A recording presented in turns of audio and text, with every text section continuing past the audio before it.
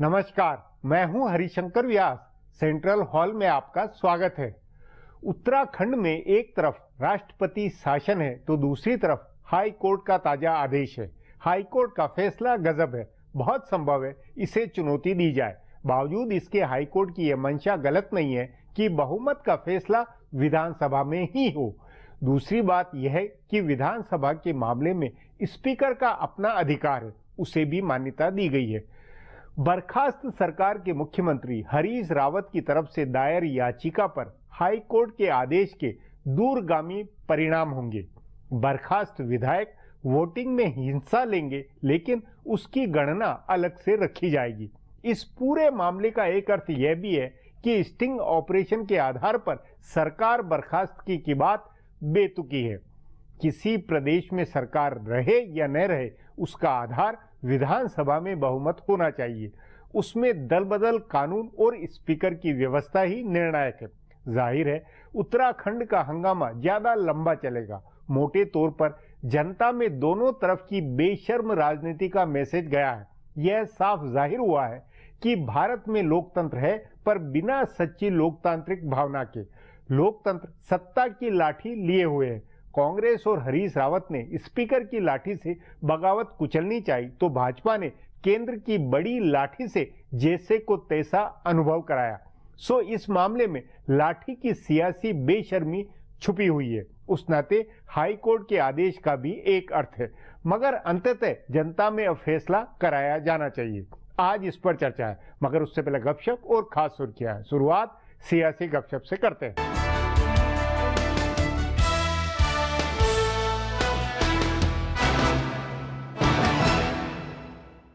प्रधानमंत्री नरेंद्र मोदी और भारतीय जनता पार्टी ने चुनाव वाले राज्यों की 2 महिला मुख्यमंत्रियों का लिहाज छोड़कर जोरदार हमला बोला है। संसद में सुचारू कामकाज के लिए सरकार और भाजपा के प्रबंधकों ने अन्ना डीएमके और तृणमूल के साथ कामकाजी संबंध बनाया था, लेकिन तमिलनाडु और पश्चिम बंगाल दोनों जगह अपने कार्यकर्ताओं में जोश भरने और अपना वोट एकजुट करने के लिए पार्टी ने जयललिता और ममता बनर्जी पर हमला बोला है। ममता पर हमले की शुरुआत खुद प्रधानमंत्री नरेंद्र मोदी ने की। करीब 2 साल पहले प्रधानमंत्री बनने के बाद वे पहली बार बंगाल गए थे। उन्होंने कहा था कि वामपंथियों के शासन में इतने गड्ढे हो गए हैं कि ममता दीदी को उन्हें भरने में कई साल लगेंगे। लेकिन अभी प्रचार में उन्होंने ममता की आलोचना करते हुए पूछा कि उन्होंने क्या परिवर्तन किया है। उन्होंने नारदा चैनल के स्टिंग में लगे आरोपों का हवाला देकर भ्रष्टाचार का मुद्दा भी उठाया। उधर तमिलनाडु की मुख्यमंत्री जयललिता के खिलाफ पार्टी ने चौतरफा हमला बोला है। केंद्रीय मंत्री पीयूष गोयल ने जयललिता पर निजी हमला बोलते हुए कहा कि ये ऐसा राज्य है जहां केंद्रीय मंत्री भी मुख्यमंत्री से नहीं मिल पाते हैं। पार्टी के प्रभारी महासचिव मुरलीधर राव और चुनाव प्रभारी प्रकाश जावड़ेकर दोनों ने कामकाज को लेकर उन पर हमला बोला। पार्टी के जानकार सूत्रों का कहना है कि विदेश से लौटकर प्रधानमंत्री मोदी जब प्रचार के लिए जाएंगे तो वे भी लिहाज नहीं करने वाले हैं।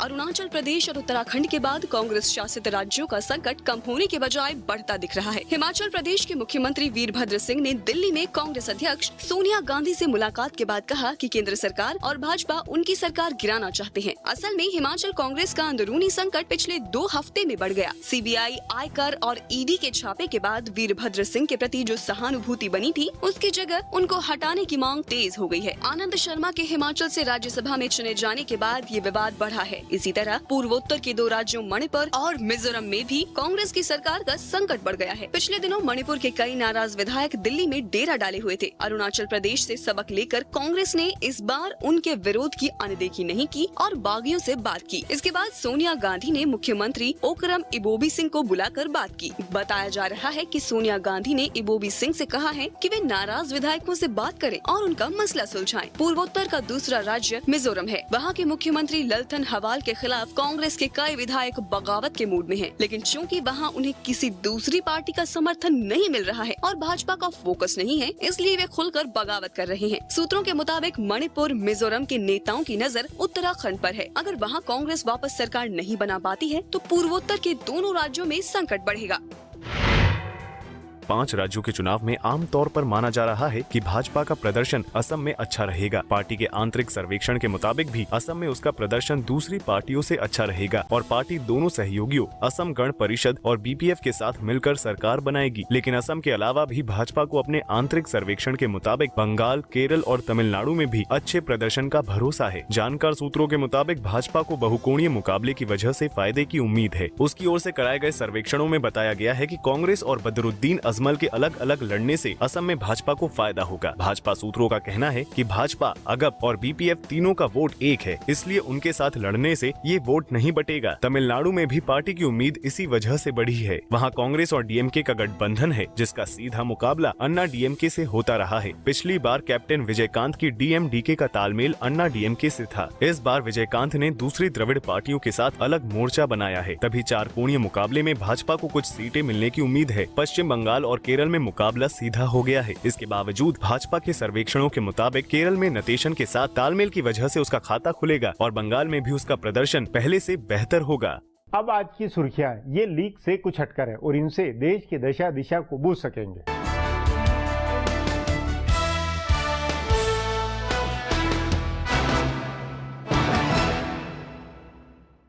उत्तराखंड में राष्ट्रपति शासन लागू किए जाने के बाद कांग्रेस की याचिका पर आज नैनीताल हाईकोर्ट में सुनवाई के बाद कोर्ट ने पूर्व मुख्यमंत्री हरीश रावत को अब 31 मार्च को बहुमत साबित करने का समय दिया है। हाईकोर्ट ने कांग्रेस पार्टी के बागी 9 विधायकों को भी वोटिंग का अधिकार दे दिया है। मान्यता रद्द किए गए बागी 9 विधायकों के वोट अलग रहेंगे। अदालत ने कहा कि विधानसभा में बहुमत साबित करने के दौरान हाईकोर्ट का ऑब्जर्वर नियुक्त होगा। कांग्रेस के वरिष्ठ नेता व वकील अभिषेक मनु सिंघवी ने कहा कि हरीश रावत की मांग अदालत ने मानी। हमने फ्लोर टेस्ट की मांग की थी। सिंघवी ने कहा कि स्पीकर का फैसला चला, बस तारीख बदली। गौरतलब है कि उत्तराखंड में 28 मार्च को हरीश रावत को बहुमत साबित करने से एक दिन पहले ही 27 मार्च को राष्ट्रपति शासन लागू कर दिया गया था। 70 सदस्य वाली उत्तराखंड विधानसभा में 36 कांग्रेस के विधायक हैं। इनमें से 9 बागी हो गए हैं। 27 विधायक भाजपा, 1 विधायक भाजपा से निष्कासित है, 3 निर्दलीय विधायक हैं, जबकि 2 बीएसपी के विधायक हैं और 1 उत्तराखंड क्रांति दल के विधायक हैं। सुप्रीम कोर्ट ने कहा कि वो उत्तराखंड में राष्ट्रपति शासन लगाए जाने को चुनौती देने वाली जनहित याचिका पर अगले सप्ताह सुनवाई करेगा। सुप्रीम कोर्ट के मुख्य न्यायाधीश जस्टिस टीएस ठाकुर की अध्यक्षता वाली बेंच ने आज कहा कि इस जनहित याचिका को अगले सप्ताह के लिए अधिसूचित कीजिए। दरअसल वरिष्ठ वकील एमएल शर्मा ने अदालत से इस मामले पर दायर जनहित याचिका को तत्काल अधिसूचित किए जाने का अनुरोध किया था। इस जनहित याचिका में उत्तराखंड में राष्ट्रपति शासन को रद्द करने की मांग और हॉर्स ट्रेडिंग मामले की सीबीआई जाँच कराने की मांग की गयी। इस जनहित याचिका में कांग्रेस व भाजपा के विधायकों की भूमिका की जाँच की मांग भी की गयी है। केंद्रीय वित्त मंत्री अरुण जेटली ने आज कहा कि भारत सरकार ने पिछली सरकार से विरासत में मिले कराधान से जुड़े कई मामलों को सुलझा लिए हैं और वो धीरे धीरे कॉर्पोरेट टैक्स को 25% के वैश्विक स्तर पर ला रही है, जो फिलहाल 30% है। जेटली ने SP Jain institute of global management में आयोजित एक व्याख्यान में बोलते हुए कहा कि लंबे समय से अटके वस्तु एवं सेवा कर विधेयक को संसद में जल्द ही मंजूरी मिल जाएगी। जेटली ने कहा कि भारत ने वैश्विक स्तर पर चुनौतीपूर्ण परिस्थितियों के बावजूद 7.5% की आर्थिक वृद्धि दर दर्ज की है। जेटली ने कहा कि हमारी सरकार अधिक विदेशी निवेश आकर्षित करेगी और घरेलू निवेशकों को विदेश जाने से रोकने का प्रयास करेगी। उन्होंने कहा कि हम चाहते हैं कि लोग अपने टैक्स विवाद निपटाएं, इसलिए 2016-17 के बजट में मैंने लंबित मामलों को निपटाने के लिए विभिन्न किस्म की व्यवस्थाओं का भी प्रस्ताव किया है। असम के मुख्यमंत्री तरुण गोगोई ने आज केंद्र में सत्तारूढ़ भारतीय जनता पार्टी पर आरोप लगाया है कि वो राज्यपाल की मदद से उनकी सरकार को अपदस्थ करने के लिए सैकड़ों करोड़ रुपए खर्च की थी। तरुण गोगोई ने मीडिया से बातचीत करते हुए कहा कि हमारी सरकार को गिराने के लिए भाजपा ने बहुत पैसा खर्च किया था। गोगोई ने कहा कि भाजपा ने उनकी सरकार को अपदस्थ करने के लिए बिहार चुनाव से पहले करोड़ों रुपया खर्च किया। उन्होंने कहा कि भाजपा ने हिमंता बिस्वा शर्मा और दूसरे विधायकों की मदद से प्रयास किया था, लेकिन वे इसमें सफल नहीं हुए। गोगोई ने हिमंता बिस्वा शर्मा के कांग्रेस में रहने के दौरान उन पर भरोसा करने के अपने फैसले पर भी खेद जताया। उन्होंने कहा कि मैं उन पर काफी भरोसा करता था और उन्होंने मेरे जैसे साधारण आदमी को धोखा दिया। फिलहाल अब एक ब्रेक है, फिर खुलासा होगा।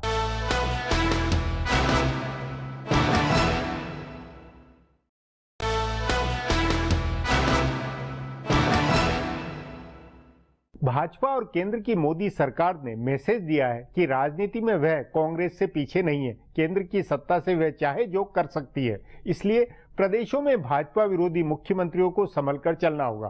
कांग्रेस में बगावत, दलबदल आदि से भाजपा और मोदी सरकार को गुरेज नहीं है। पर क्या यही भारत की सियासी संस्कृति नहीं है? इस पर आगे चर्चा करें, उससे पहले देखें मेरा ये खुलासा।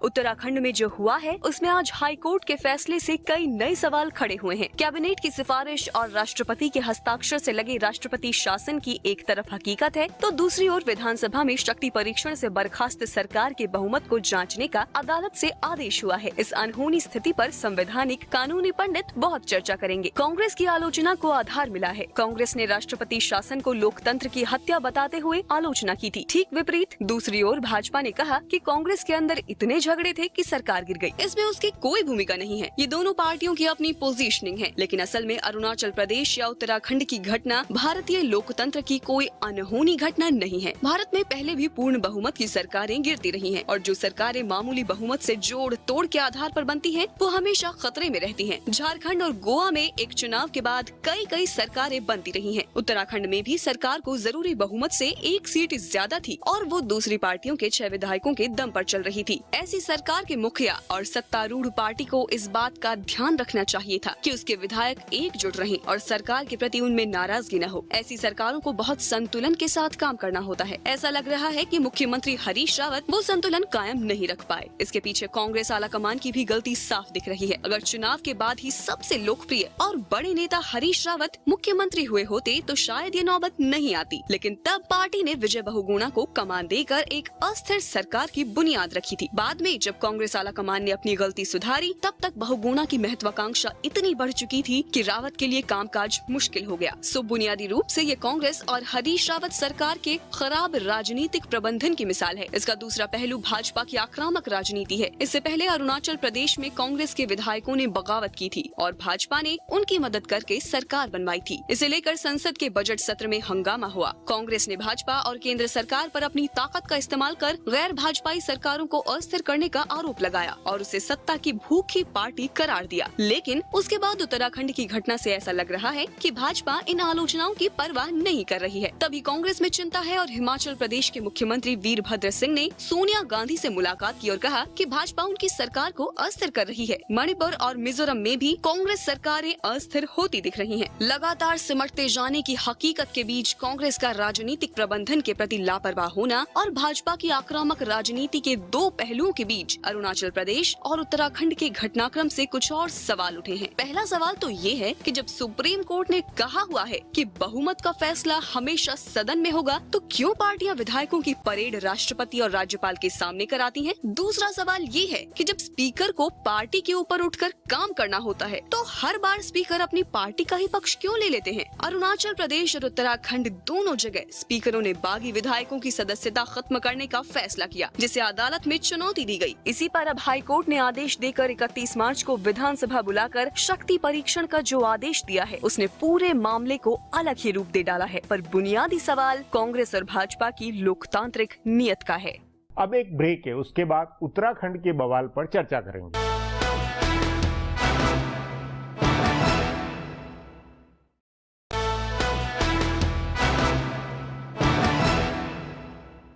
उत्तराखंड में जैसी राजनीतिक अस्थिरता हुई है, उससे क्या वहां विधानसभा भंग करके नए सिरे से चुनाव नहीं कराने चाहिए? दल बदल कानून बनने और सुप्रीम कोर्ट की व्यवस्थाओं के बावजूद खरीद फरोख्त तोड़फोड़ का सिलसिला चलना नेताओं की नीयत का पेच है। इस पर चर्चा के लिए आज मेरे साथ वरिष्ठ पत्रकार नीरजा चौधरी है।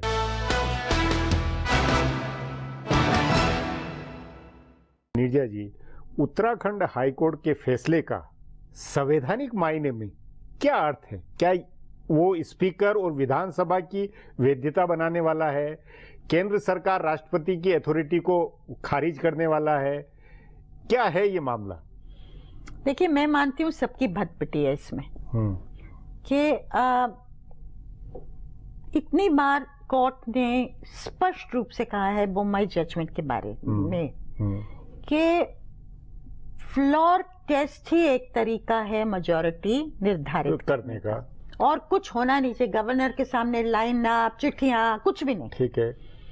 और मुझे लगता है हमारे देश में इस पे एक कंसेंसस बन गया है, बन गया था।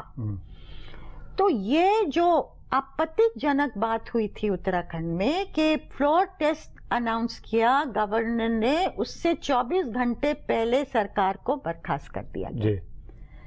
अब ये सही है कि appropriation bill, finance bill pay अगर डिवीजन की मांग होती है मेंबर द्वारा, तो स्पीकर को अलाउ करना चाहिए। नहीं अलाउ करना गलत है, ये कन्वेंशन रहा है। फिर स्पीकर ने भी 9 लोगों को डिस्क्वालीफाई कर दिया, जबकि कहा जा रहा है कि उन्होंने हाउस के अंदर ऐसा कोई नहीं किया, क्योंकि अगर साबित होता तो फिर वो सरकार गिर जाती उस दिन। उन्होंने ऐसा कोई बाहर जो मर्जी बोले हो, लेकिन बगावत की हो, अंदर बगावत नहीं थी। बगावत का कुछ ऐसा कदम नहीं दिखा। तो डिस्क्वालिफिकेशन का क्या आधार है? आधार था। हाँ। ये बहुत इंपॉर्टेंट सवाल उठे हैं इसमें। अब केंद्र को ये करना चाहिए था। केंद्र की मंशा क्या थी, पॉलिटिक्स क्या था? नहीं, उन्होंने स्टिंग ऑपरेशन को आधार बनाया, एक तरह से देखा जाए। उन्होंने स्टिंग ऑपरेशन को आधार बनाया कि हरीश रावत मुख्यमंत्री दिखाए गए कि वो बात करते हुए स्टिंग बात करते हुए कि वो प्रलोभन दे के एमएलए को वापस लाना चाहते हैं। अब मेरा सवाल ये है कि क्या प्रलोभन ब्रेकडाउन ऑफ कॉन्स्टिट्यूशन माना जाएगा?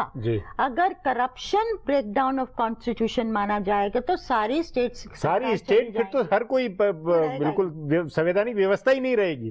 तो इसमें बड़े, जैसा कि मैंने कहा, बहुत पेचीदे सवाल उठे हैं। अब कोर्ट ने जो कहा है, आज रिस्टोर किया है कि मेजॉरिटी हाउस पे ही तय होगी जी। ये बहुत बड़ा प्रिंसिपल को रिस्टोर किया है। नहीं, वो किया है, लेकिन उसके साथ में फिर सवाल ये कि बागी भी उसमें मतदान में हिस्सा लेंगे, लेकिन उनकी काउंटिंग अलग रहेगी। वो उसका हिस्सा पक्ष विपक्ष में किसकी मेजोरिटी वो नहीं बनेगी। तो फिर ये वापस ये कि ये स्पीकर की अथॉरिटी भी एक तरह से गड़बड़ा गई। बिल्कुल, क्योंकि स्पीकर की अथॉरिटी अनचैलेंज मानी जाती है। जो स्पीकर हाउस में डिसाइड करेगा वो फाइनल माना जाता है, चाहे हो हल्ले में। अभी तक तो यही होता रहा है कि बस फाइनल हो गया, उसको फिर चैलेंज नहीं कर सकते आप। अब ये भी सवाल उठ गया है कि इसका मतलब कोर्ट के मन में क्या है जी। अब जब होगा और ये 9 बागियों का वोट लिया भी जाएगा और फिर क्या लिफाफों में बंद होके कोर्ट के पास रहेगा, उसका क्या मतलब होगा?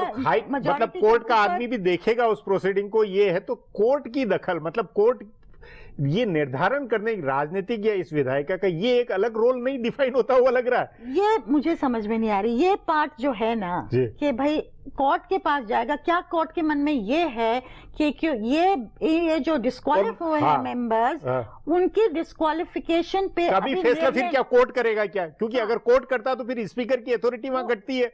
फिर वहां से वो अपने आप में सर्वोच्च नहीं है, फिर सर्वोच्च नहीं है, वो चैलेंज हो रहा है। फिर वो चैलेंज, फिर वो जमेला, बिल्कुल वो सवाल उठेगा। तो कहीं ना कहीं क्या ये कोर्ट के मन में था? उन्होंने इसलिए ये कहा है कि हम रखेंगे फिलहाल, और जब मेजॉरिटी प्रूव होगी और ये 9 लोग अलग होंगे तो क्या मेजॉरिटी उन 9 के बिना होगी जी? फिर क्या उसका क्या मतलब हुआ?